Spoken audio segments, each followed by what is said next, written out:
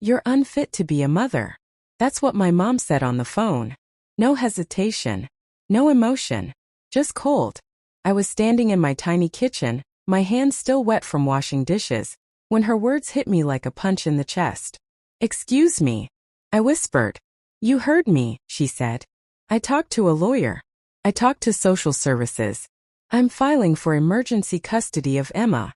You're unstable. Everyone knows it." For a moment I forgot how to breathe.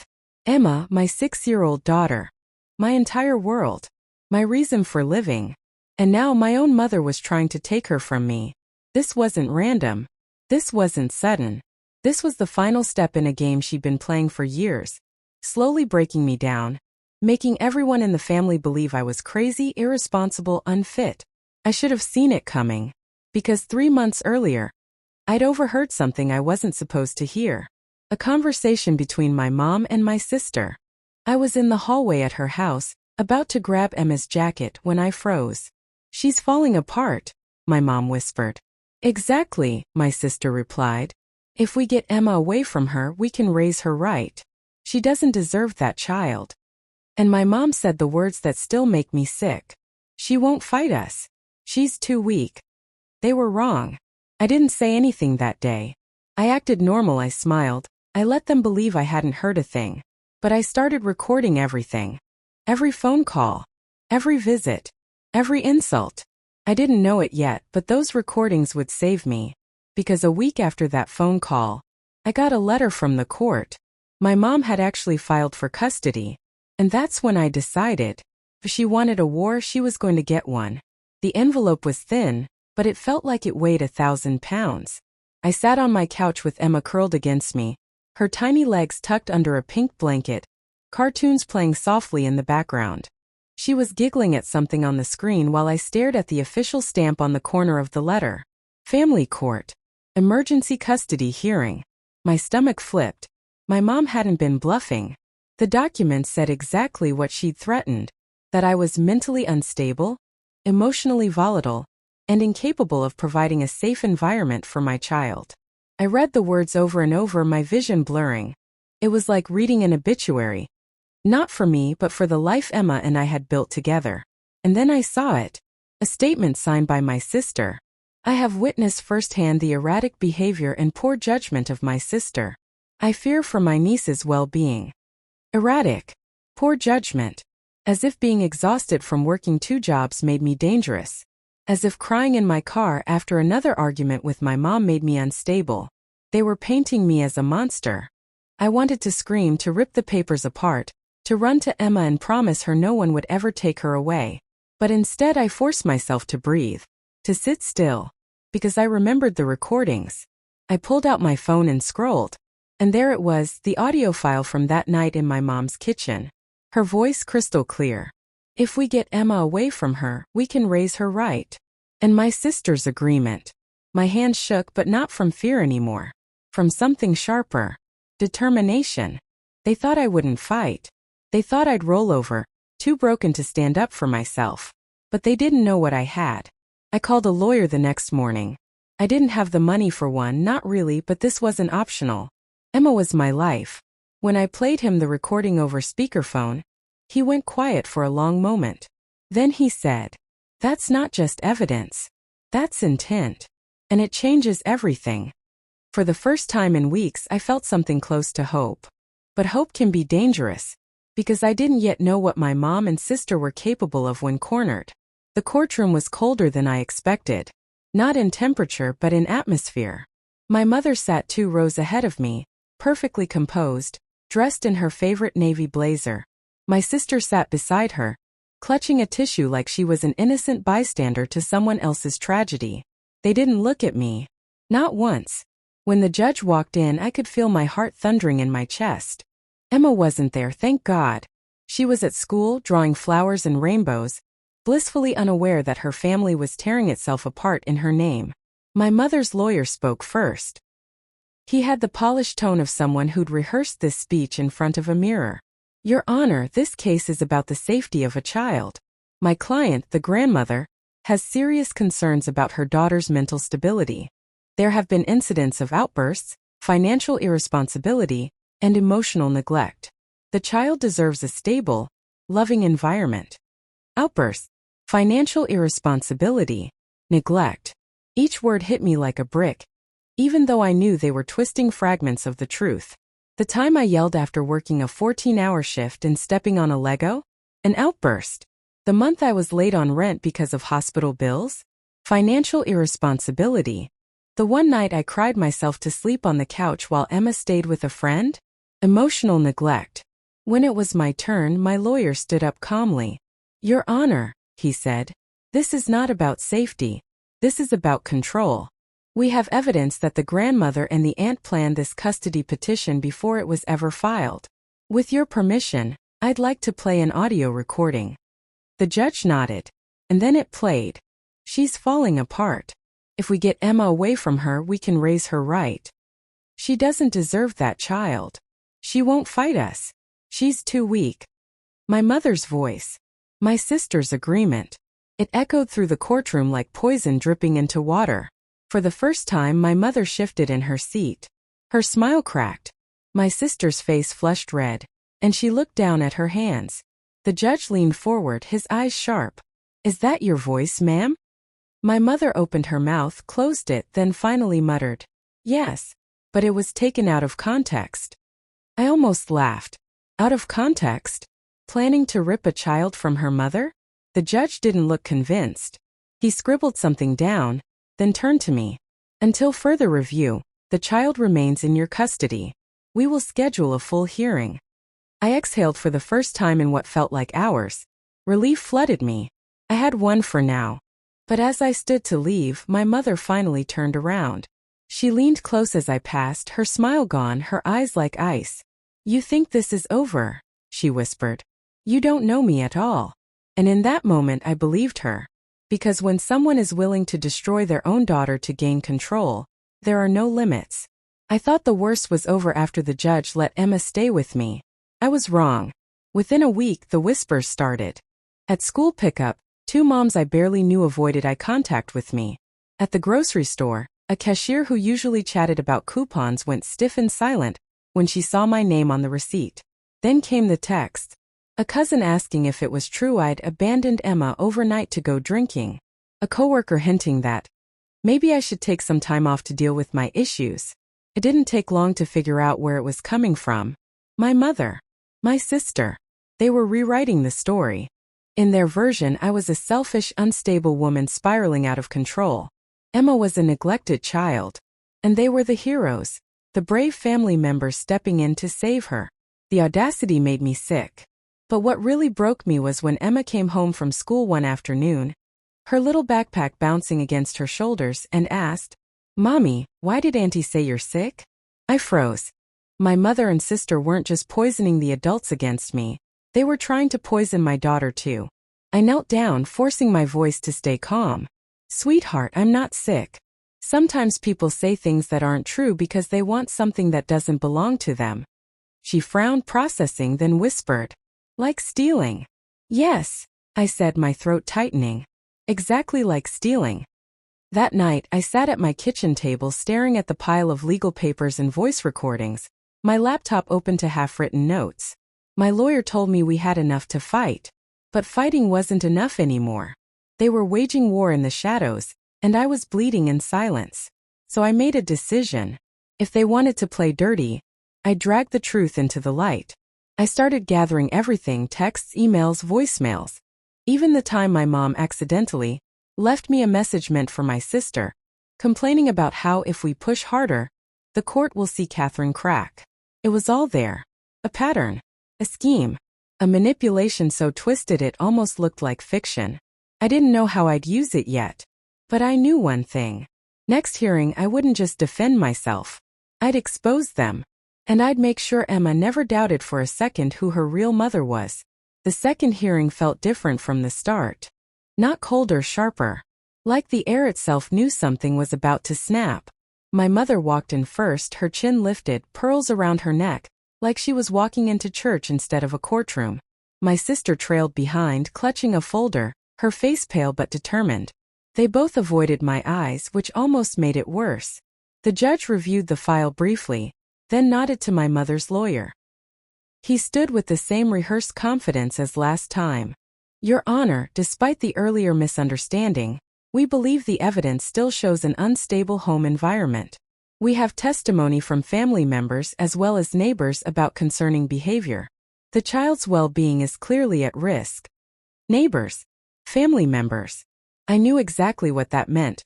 The whispers, the gossip they'd been feeding everyone were about to become sworn statements. But my lawyer was ready. He stood calmly and said, "With the court's permission, we'd like to submit additional evidence." The judge nodded. And then my lawyer pressed play. First came the voicemail. My mother's voice, sharp and dismissive. "If we push harder, the court will see her crack. She can't hold it together forever." The judge's pen paused mid-note. Then came the text messages, printouts of my sister messaging a cousin.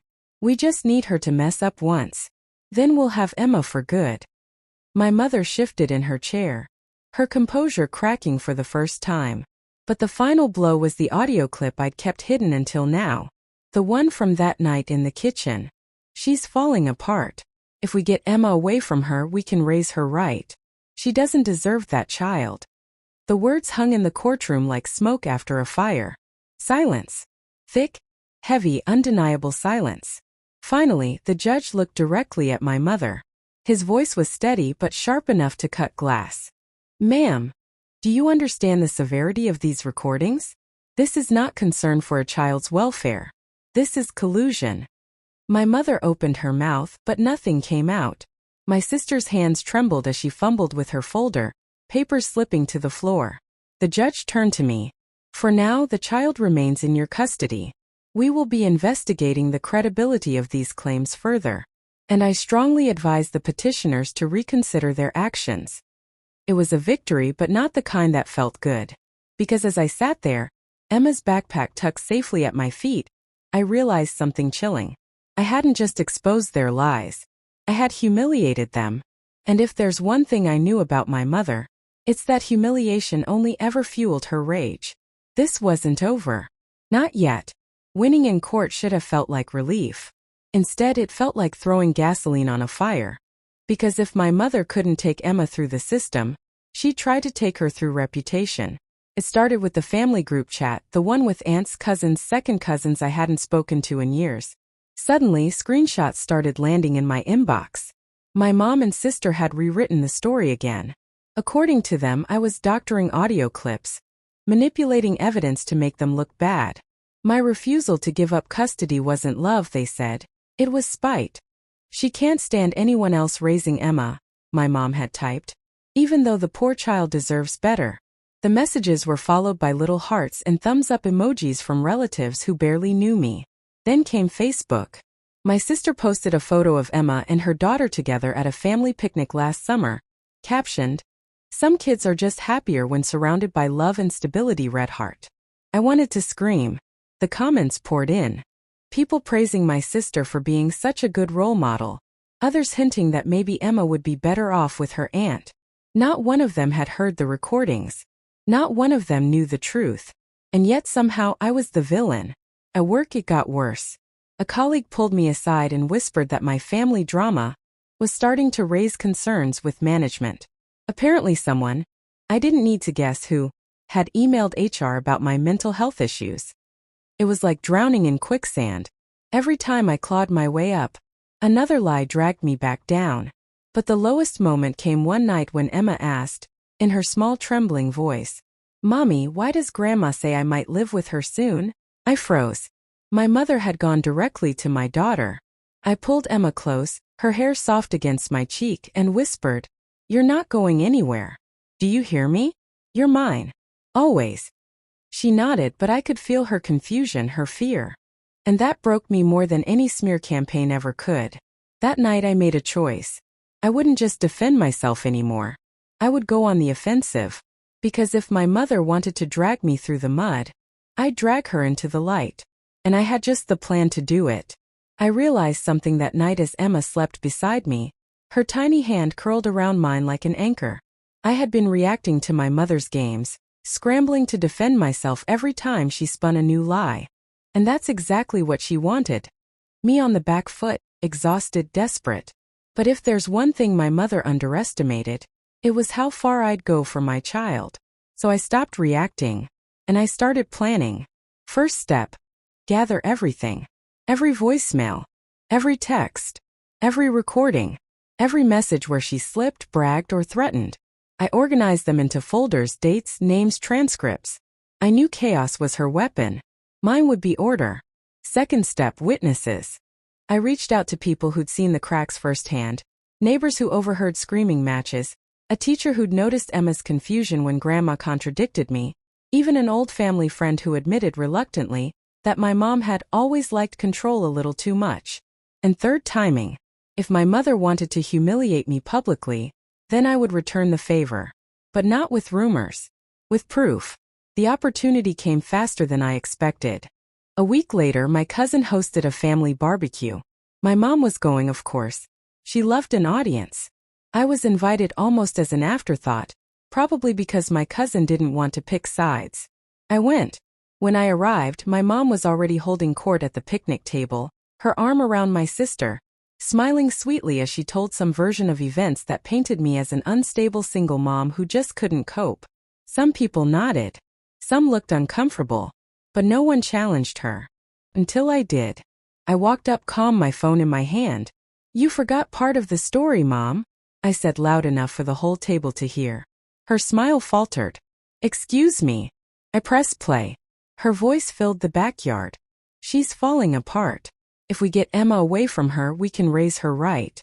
She doesn't deserve that child." The table went silent. Forks froze halfway to mouths. My sister went pale. My mother actually reached out like she could snatch the words back from the air. And then I played the voicemail. "If we push harder, the court will see her crack." Gasps. Murmurs. An aunt whispered, "Oh my God." I didn't shout. I didn't cry. I just looked around the table and said, "This is who you're defending." Not a concerned grandmother. A woman trying to steal her own granddaughter out of spite. My mother's face twisted, her composure shattering. She hissed through clenched teeth, "You vindictive little." But the damage was done. For the first time, I saw doubt in the eyes of the relatives who had sided with her. For the first time, she wasn't the puppet master. She was exposed. And she knew it. After the barbecue, everything shifted. For years, my mother had worn a mask, calm, composed, righteous. She was the grandmother who only wanted the best. The matriarch everyone deferred to. But once the recordings played, the mask cracked. And when it cracked, it shattered. The very next day, I woke up to over 20 missed calls. Half from my mom, half from my sister. I ignored them. I couldn't face it yet. But then came the text. "You had no right. You're tearing this family apart. If Emma ends up traumatized, it'll be your fault." Classic projection. But then something darker. "You think you've won? You don't know what I can do. Courts can be manipulated. People can be bought. You'll regret this." That was my mother. In writing. A threat. I saved it immediately. Later that week, Emma's teacher pulled me aside. She looked uncomfortable, almost guilty. "I don't want to interfere," she said softly. "But your mother came by. She said she was Emma's guardian now. She tried to get access to her records." My chest went cold. "She what?" "She was very insistent," the teacher whispered. "We turned her away, of course. But I thought you should know." That night I couldn't sleep. I sat on the floor of Emma's room, watching her breathe in the dim glow of her nightlight. My mother had crossed every line. This wasn't about custody anymore. It was obsession. And obsessed people are dangerous. The next morning I called my lawyer again. He listened to everything, my mom's threats, the school incident, the texts, and finally said the words I'd been too scared to consider. "We may need to file for a restraining order." I stared at the phone in my hand. A restraining order. Against my own mother. Felt unthinkable. Wrong. Like a betrayal of blood.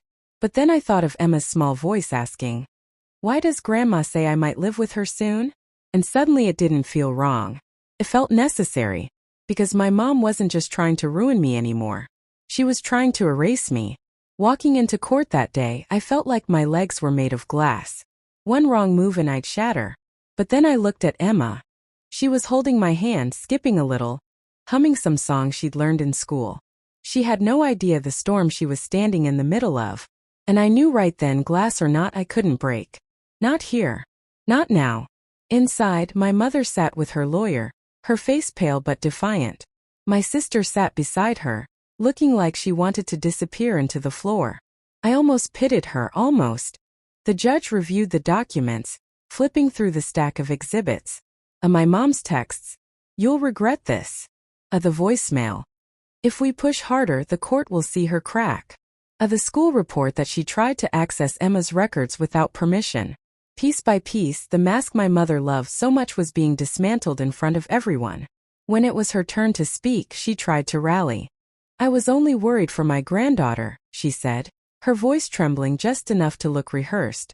"I never meant harm. My daughter is twisting everything." I stood. My hands were shaking, but my voice wasn't. "Your Honor, this isn't about concern. This is about control. My mother has threatened me, lied about me, spread rumors, tried to turn my own child against me, and even attempted to impersonate a guardian at her school. This isn't protection. This is harassment. And it has to stop." The courtroom was silent. Even my sister wouldn't meet my eyes. The judge finally spoke. "I have reviewed the evidence, and it is clear to this court that the petitioner has engaged in behavior designed to undermine and intimidate. This is unacceptable. The request for a restraining order is granted." My knees nearly gave out. "Granted." The judge's voice was firm, final. "Effective immediately, the respondent will have no contact with the child, directly or indirectly. Any violation will be treated as contempt of court." My mother's mouth fell open. For once she had no words. I turned to look at her, and for the first time in my life I didn't feel fear. I didn't feel guilt. I didn't even feel anger. I felt free. Because the judge hadn't just drawn a boundary, I had. And this time it was one she couldn't cross. The day the restraining order was granted, the silence felt heavier than any scream. No more late-night calls. No more threats. No more whispers that made me question my sanity. Just silence. First, I didn't trust it. I kept expecting the phone to buzz with another venomous message, or for a letter to appear in my mailbox, dripping with accusations. But nothing came. Not from my mom. Not from my sister. It was like they had vanished overnight. Emma noticed too. "Mommy," she asked one evening as we built a lopsided blanket fort in the living room, "why hasn't Grandma called me?" I froze. I didn't want to burden her with the ugliness of the truth. She was too young to understand manipulation, betrayal, obsession. So I said the only thing I could. "Because right now, Grandma needs time to think about how to be kind. Until then, it's just us." Emma considered that for a moment, then nodded. "Just us," she repeated. And then she smiled, climbing into the fort and pulling me in after her. For the first time in years, I felt safe. I closed every account I'd been paying into for my family. No more covering their bills, no more helping out while they twisted the knife. I blocked their numbers, unfollowed their social media, and threw out every photo that made me feel like I owed them something. It wasn't dramatic. It wasn't revenge. It was survival. And as the weeks turned into months, something inside me shifted. I started sleeping again, eating again, laughing again. I'd forgotten how heavy my chest had felt under the weight of constant guilt. Without it, I could finally breathe. Sometimes I caught myself mourning, not for them but for what I wished they had been. A mother who protected me instead of competing with me. A sister who stood by me instead of stabbing me in the back. A family that meant safety, not war. But mourning wasn't the same as weakness. Because I had something better now. I had Emma. I had peace. And I had proof that I could fight back and win. The night after the restraining order, Emma crawled into my bed with her stuffed rabbit. "Mommy," she whispered. "Yes, baby. Are we safe now?" I wrapped my arms around her and kissed the top of her head. "Yes," I said. "We're safe now. Always." And for the first time, I actually believed it.